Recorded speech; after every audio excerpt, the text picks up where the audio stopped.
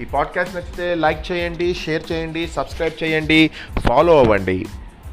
పగటికల విషాదంతంగా మారింది. దురాశ పనికిరాదు. పగటికలలు ఎప్పుడూ అసంభవాలే. దురాశాపరుడైన చంద్రకేతుడి కథ గుర్తుకొస్తుంది అని నెత్తిమీద చక్రం తిరిగేటువంటి మిత్రుడు చెప్పాడు. ఆ కథ ఏమిటి చెప్పు విందామని అని ఇంకొక మిత్రుడు అన్నాడు. చంద్రకేతుడు అనేటువంటి రాజు ఉండేవాడు. అతడికి ఒక కొడుకు. ఆ పిల్లవాడి ఆటకి కాలక్షేపానికి ఒక కోతుల గుంపుని, ఓ గొర్రెల గుంపుని పెంచారు. ఆ కోతుల గుంపులో ఒక ముసలి కోతి జరిగే విశేషాలన్నీ తెలివితేటలతో కనిపెట్టేది. ఏమర్రా అటు చూడండి ఆ గొర్రెపోతుని అని కొన్ని కోతుల గుంపులకు చెప్పింది.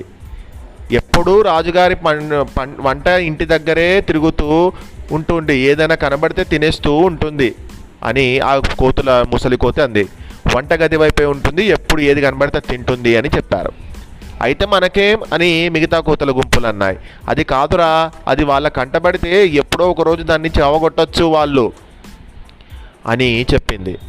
అరే నీకెందుకురా, గొర్రెకు ఏం జరుగుతా మనకేంటి, నీకేం పోయింది అంట, ఆ గొర్రెకి అదో గుణపాఠం అన్నమాట అని నవ్వాయి. అది కాదయ్యా, వంట వాళ్ళు కోపంతో దాన్ని నిప్పులటువంటి కర్రతోటి కొడతారు అని నా బాధ. కొట్టని దానికి బుద్ధి వస్తుంది అని మిగతా కోతులు అన్నాయి. అబ్బబ్బా ఊరి దద్దమ్మలారా, అది నిప్పులటువంటి కంచెతోటి కొడితే దాని ఊలు కాలిపోతుంది అంటే దాని ఊలు మొత్తం కాలిపోతుంది కదా, కాలిపోని మరీ మంచిది, బుద్ధి వస్తుంది, మంచిది, చచ్చిపోతుంది అని మిగతా కోతులు అన్నాయి. మీ మట్టి బుర్రలకి ఎంత చెప్పినా అర్థం కావడం లేదురా. అరే ఏంటి నువ్వు ఏం చెప్పాలనుకుంటున్నావు ముసలి కోతి అని అన్ని మిగతా కోతులు అన్నాయి. గొర్రె ఊలు అంటుకుంటే అది ఇటు అటు తిరుగుతూ పిచ్చిగా పరిగెడుతుంది, పరిగెత్తి చావని అయితే ఏంటి అని అన్నాయి. అప్పుడు సమీపంలో ఉన్న గుర్రాల శాల అంటుకుంటుంది. అంటే ఈ ముసలి కోతి ఫ్యూచర్లో ఏం జరగబోతుంది అనేది ప్రెడిక్ట్ చేస్తుంది. అందులో గుర్రాలన్నీ కాలిపోతాయి. బేష్ ఎంత ఊహరా నీకు అని నవ్వుతూ దాన్ని అవమానించాయి. ఇంకేం జరుగుతుందిరా అని అడిగాయి.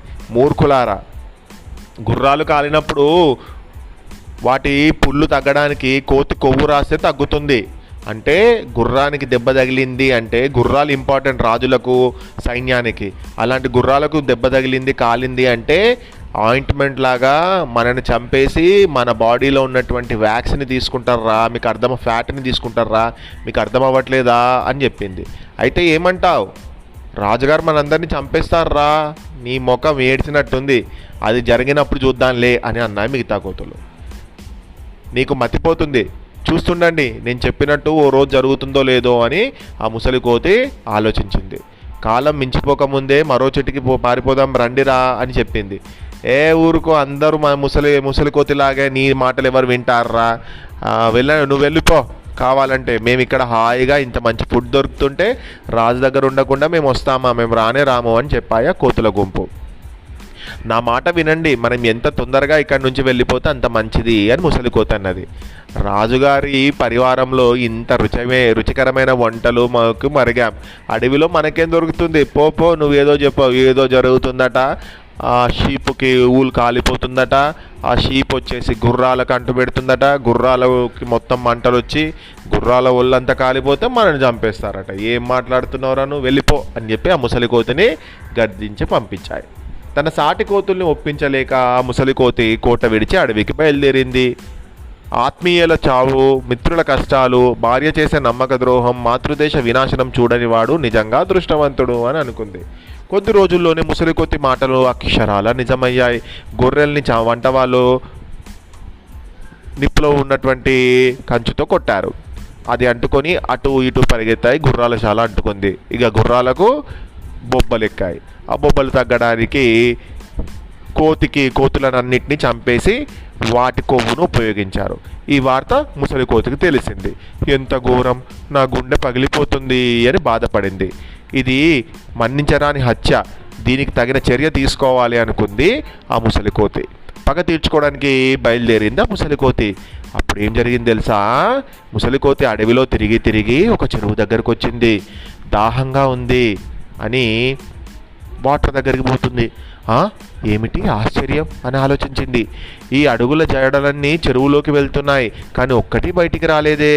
అంటే అడవికి వాటర్ దగ్గరికి పోయినటువంటి కాలి గుర్తులు మాత్రం కనబడుతున్నాయి, కానీ తిరిగి వచ్చేటువంటి కాలి గుర్తులు ఎవరివి అంటే ఫుట్ ప్రింట్స్ ఎవరివి కనబడట్లేదు. అప్పుడు కోతికి ఆలోచన వచ్చింది. ఓహో, ఈ చెరువులో ఏ భూతమో ఉండి ఉంటుంది అని దానికి అర్థమైంది. ఎందుకంటే తెలివైన కోతి కదా. తెలివైన ముసలి కోతి చెరువులో దిగకుండానే ఒక ఒక మనం కూల్ డ్రింక్ తాగేటప్పుడు ఉండే స్ట్రా ఉంటుంది కదా, అలాంటి స్ట్రాని తయారు చేసుకొని దానితో నీటిని పీల్చి దాహం తీర్చుకుంది. అలా తాగుతుండగా నీటిలో నుంచి ఒక భూతం తల పైకెత్తింది. అయ్యా, మీ తెలివితేటలకు మెచ్చుకుంటున్నాను.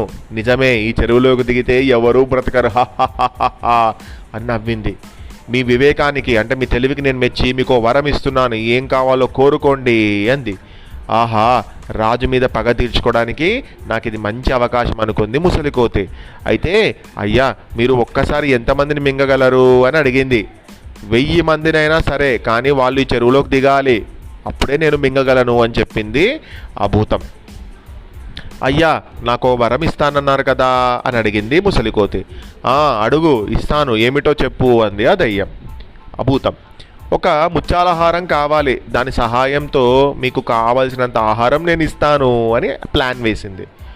ఇదిగో హారం తీసుకో అని ఆ హారాన్ని ఆ భూతం ఇచ్చింది ముసలి కోతికి. ముసలి కోతి ఆ ముత్యాలహారం ధరించి పట్టణానికి వచ్చింది. అక్కడ అందరు జనాలు దాన్ని చూస్తున్నారు. ఆహా, చూడు చూడు, ఎంత అద్భుతంగా ఉంది, ఎంత విలువైన హారం వేసుకుందో ఆ కోతి అని అందరూ చూస్తున్నారు. ఏయ్, ఎక్కడ సంపాదించావు ఈ హారాన్ని అని అడిగారు ఆ కోతిని. అదిగో కనబడే అడవిలో ఒక చెరువు ఉంది, దానిలో స్నానం చేసిన ప్రతి వారికి ఇలాంటి ఒక హారం వస్తుంది అని చెప్పింది. ఆహా, ఎంత మంచి హారాన్ని ఆ చెరువులో స్నానం చేస్తూ వస్తుందా అని అందరూ అనుకున్నారు. ఆ వార్త రాజుగారికి తెలిసింది. వెంటనే ముసలి కోతిని రాజుగారి సమక్షంలోకి తీసుకొచ్చారు. ఏయ్ కోతి, నీకు ఇంతటి ఘనమైనటువంటి హారం ఎక్కడిది, ఇంత విలువైన హారం ఎక్కడిది చెప్పు అని అడిగారు. చిత్తం, ఆ చెరువులోకి దిగి స్నానం చేసిన ప్రతి వారికి ఒక ముత్యాల హారం వస్తుంది ప్రభు అని చెప్పింది ఆ కోతి. కోతి యొక్క ఐడియా ఏంటంటే, ఈ రాజుని, ఆ రాజు దగ్గర ఎవరైతే ఈ మిగతా కోతుల గుంపుల్ని చంపారో వాళ్ళందరినీ తీసుకువెళ్ళి ఆ చెరువులోకి దింపి ఆ భూతం నోట్లో వేయాలని చెప్పి ఆలోచన చేస్తుంది. అద్భుతం, అద్భుతం, ఎంత ఆశ్చర్యం అని అనుకున్నాడు రాజుగారు. అయితే నా అనుచరులు అందరితోటి వెళ్ళి కొన్ని వేల ముత్యాల హారాల్ని సంపాదిస్తాను అని రాజు దుర్బుద్ధిగా ఆలోచించాడు. నన్ను అక్కడికి తీసుకొని వెళ్తావా అని అడిగాడు కోతిని. తప్పకుండా మహారాజా, రండి, అందరినీ తీసుకొని వెళ్తాను అని కోతి మనసులో అనుకుంది. ఇక నా ఐడియా వర్కౌట్ అయిపోతుంది అని. ఆ తెలివైన కోతి దురాశపరుడైన రాజుని, అతని దగ్గర ఉన్నటువంటి సైన్యాన్ని అందరినీ కూడా ఆ చెరువు దగ్గరికి తీసుకొని వెళ్ళింది. రండి రండి ప్రభు, రండి, ఇదే చెరువు, ఇక్కడ మీరు స్నానం చేస్తే, లోపలికి స్నానం చేస్తే మీకు ముత్యాలహారం వస్తుంది అని. కానీ చెరువులోకి దిగితే ఏం జరుగుతుంది? ఆ భూతము అందరినీ మింగేస్తుందన్న సంగతి వీళ్ళకి తెలియదు. అప్పుడు రాజులు, అక్కడ ఉండేటువంటి సైనికులు కూడా ఇలా దురాశకు బలి అవుతుంటారు పాపం అని అనుకుంది. మీ అనుచరులందరినీ ఒకేసారి చెరువులోకి దూకమనండి, వాళ్ళు తిరిగి వచ్చాక మనం ఇద్దరం దూకుదాం, సరేనా అండి కోతి. రాజుగారి ఆజ్ఞ ప్రకారం అందరూ చెరువులోకి దూకారు. వెంటనే భూతం ప్రత్యక్షమైంది. హోం అని ఒకటేసారి అందరినీ మింగేసింది. అప్పుడు రాజుగారు భయపడిపోయారు. ఏమిటి అన్యాయం, నన్ను ఎందుకు మోసం చేశావు అని అడిగాడు. ఓ దయలేని రాజా, ఆనాడు మా కోతుల్ని చంపావే, గుర్తులేదా? ఇప్పుడు నీ పరివారానికి ఇదే గతి పట్టింది.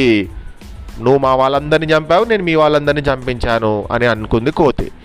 నువ్వు చేసిన తప్పు నీకు తెలియాలనే నిన్ను బ్రతికించాను, తెలిసిందా అని చెప్పింది రాజుని. రాజు పశ్చాత్తాపంతో దుఃఖంతో వెళ్ళిపోయాడు. అప్పుడు భూతం తల పైకెత్తింది. మిత్రమా, హహహహహ, నీ తెలివితేటలు అమోఘం, నీ శత్రువులపై పగ తీర్చుకున్నావన్నమాట, నా ఆకలి కూడా తీర్చావు, బాగు బాగు అని చెప్పింది ఆ భూతం. మన స్నేహానికి గుర్తుగా ఆ ముత్యాలహారాన్ని నీ దగ్గరే ఉంచుకో, సరేనా అని చెప్పింది ఆ భూతం. నీ సహాయానికి నా కృతజ్ఞతలు మిత్రమా, మరి ఇక వెళ్ళిపోతున్నాను నేను అని చెప్పి ఆ చెరువు దగ్గర నుండి కోతి వెళ్ళిపోయింది. బంగారం సంపాదించిన మిత్రుడు కథ ఇలా ముగించాడు. అప్పుడు ఇంకో మిత్రుడు అన్నాడు, దురాశపరులు మంచి సలహా వినక చివరికి ఇలాగే కష్టాల పాలవుతారు అని. మిత్రమా, ఇంక నేను వెళ్తాను, సెలవా అని అడిగాడు. ఆ చక్రం మీద తిరిగేటువంటి మిత్రుడు ఈ బంగారం దొరికిన మిత్రుడితోటి ఈ విధంగా అంటున్నాడు, అయ్యో, ఆపదలో ఉన్న నీ మిత్రుణ్ణి ఇలా విడిచి వెళ్ళడం న్యాయమా చెప్పు అని అడిగాడు. కాదు, కానీ నేను నీ బాధను చూడలేను మిత్రమా, నీకు సహాయం కూడా చేయలేను కదా అని అన్నాడు.